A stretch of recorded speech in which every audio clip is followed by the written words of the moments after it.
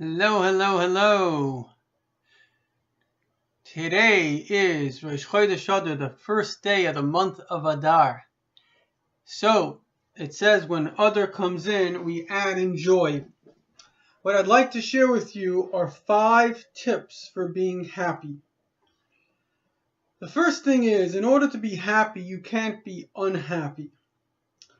And one of the things that obviously makes us unhappy is being in pain and suffering. So, step number 1 is overcoming suffering. Now, obviously, there are some things that, God forbid, if somebody has a backache, requires medical attention, etc. But a lot of the suffering we suffer is actually due to fear and anxiety. In other words, when a person feels safe, they don't suffer anxiety. Fear is the opposite of calm. We have all these little cute keep calm and this. So why do we have to be told to keep calm? Because a lot of us are not calm. And the opposite of calm is feeling anxious.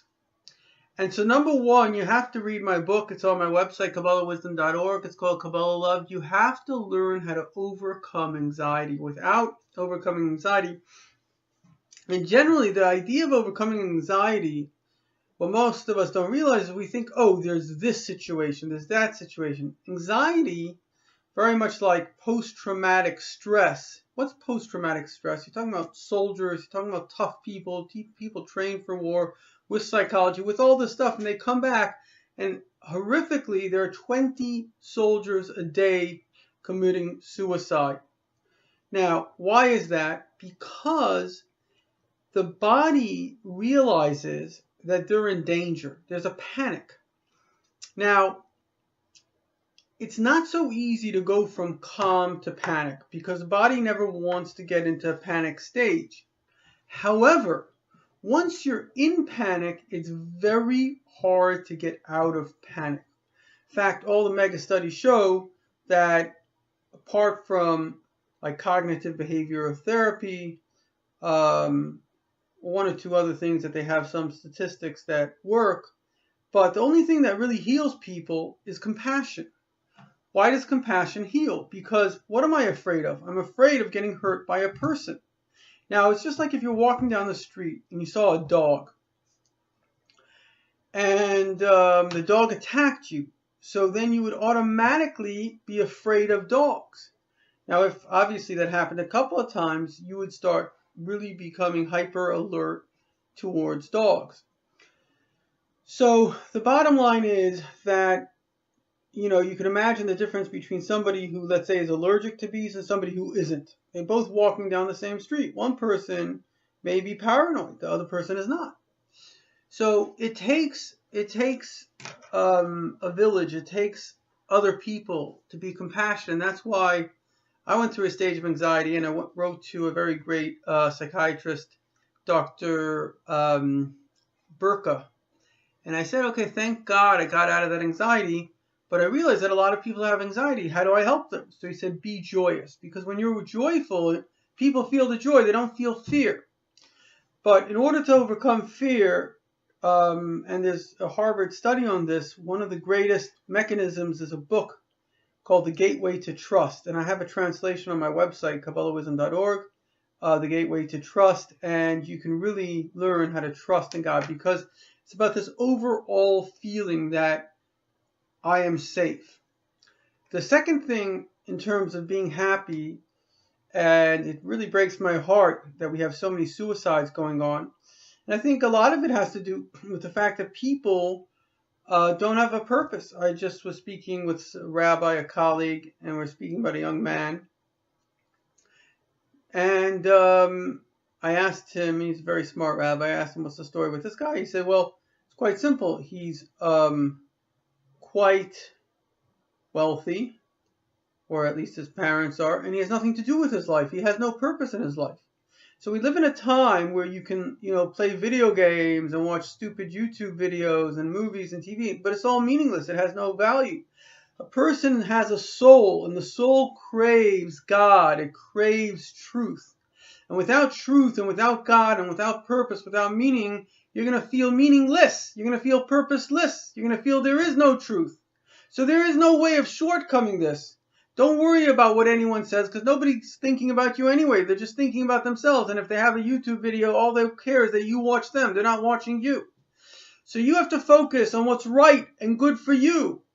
And what's good for you is a relationship with God. And more importantly, doing what God says. The whole Torah, the whole Bible boils down to goodness and kindness. Every day you wake up, you have to say, as the Baal Shem Tov said, please send me someone I can help today. If you have that in mind, then today you're going to help someone. You're going to feel good about yourself. Why do I do my blog and these things? I don't get paid for it. I do it because it makes me feel good. I mean, obviously I want to spread a message. I want to help people. But at the same time, there's obviously a kickback to me. It makes my life feel good. It makes me feel meaningful. Everybody has something that they're good at. Every soul is unique. And you can do things that nobody else can do. So find your specialty, find your talent, and give it away for free.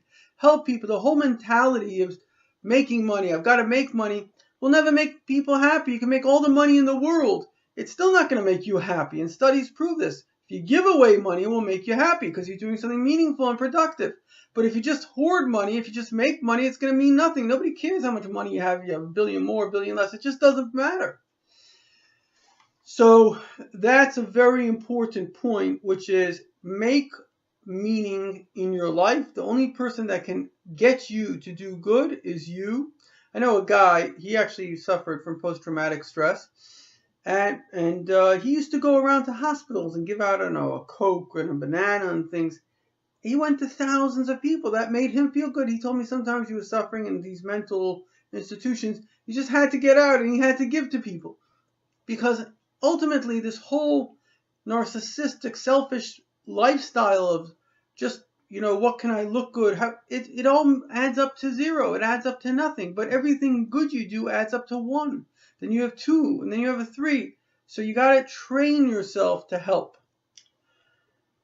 The third thing that's very important to have happiness is to have hope. A person who has hope in a hopeless situation obviously is going to get depressed and won't be happy. You have to understand that the world that we live in now has never been better. Never before have people had it better than today. I heard from Michael Medved. He was speaking at a Chabad.org 24-hour kind of marathon of kind of positive speeches. And he said something which I didn't believe him at the time. He said that or I guess maybe polls show that if you ask people, how's life in general, they say life is terrible, it's a disaster, this, that. Then you say, how is your life? And they say, my life's pretty good. Yeah. Most people say their life is good. So the question is, how can you say your life is good, but life isn't good? And the answer, he said, is the media. And again, I didn't believe him at the time. But then I did a wonderful thing because it was 2 weeks before the election and I got so sick of the media circus. I said, that's it. No more media for Zevi. And I shut off the media and I hardly ever go to the media. Once in a while, and I always regret it. There's never once that I say, oh, I went onto a news site and it made me happy. It always depresses me. So if you had a pill and every time you take it, you'd get depressed, would you ever take the pill? No. So why are you looking at the news? And there's absolutely no benefit in the world to looking at the news. Trust me, if there's any big news, you'll hear about it. I have a friend, he's a very bright guy, and I saw him once, and he made this decision not to look at the news. And like I at that time was very into Drudge Report, and I opened it up. He was actually upset at me. Oh, you got the news open. So he was upset that I had the news open. And I thought at the time, like, oh, well, you don't know what's going on. And I said something about ISIS. He didn't even know about ISIS. He says, look, if there's anything big, they'll let me know. And you know what? As I did what he did, I can tell you 100% it's the right thing to do. Because it's not about burying your head in the sand. It's about taking your head out of the sand. Because we're so inundated with depression and hopelessness that there's no way you can be happy. Now, the other thing is, and this is very, very important, you have to realize that the world did not get to where it got to automatically. It got there because God gave us the Bible. He spread the Jews over the world. People learned from the Jews. They read the Bible. They had wars. They decided to have peace. We got here in a miraculous way. And if everything's being run in a miraculous way, the world has never been more peaceful in human history. It's going to continue. And the Rebbe says we are the last generation of exile, the first generation of Mashiach. Mashiach, the Rebbe says, is here. We are living in a spiritual revolution which has never happened in human history. Never before have so many people become spiritual, myself included. People get connecting to God, connecting to what they call the Holy Spirit, or in Hebrew called Ruach HaKodesh. We are more lucky than ever before, physically and spiritually. So the moment you realize this, you open up your eyes to a better world, a better reality.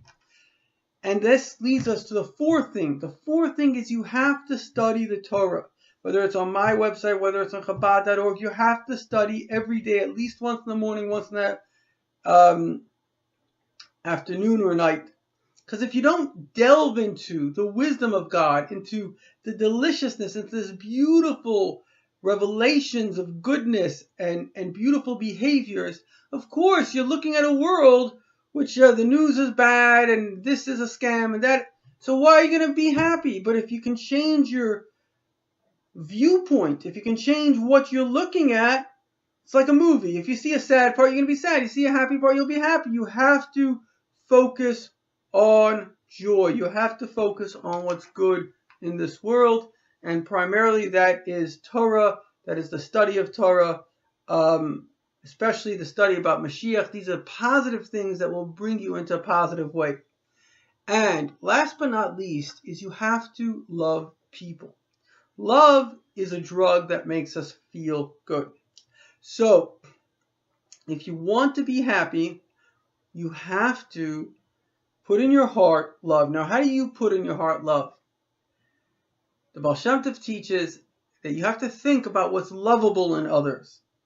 The fact that others are like you. The fact that others have, you can have compassion on them. They've been through the same traumas you've been through. Studies show everybody's been bullied. We can see that we are all basically God in different bodies, like one sun coming into many homes.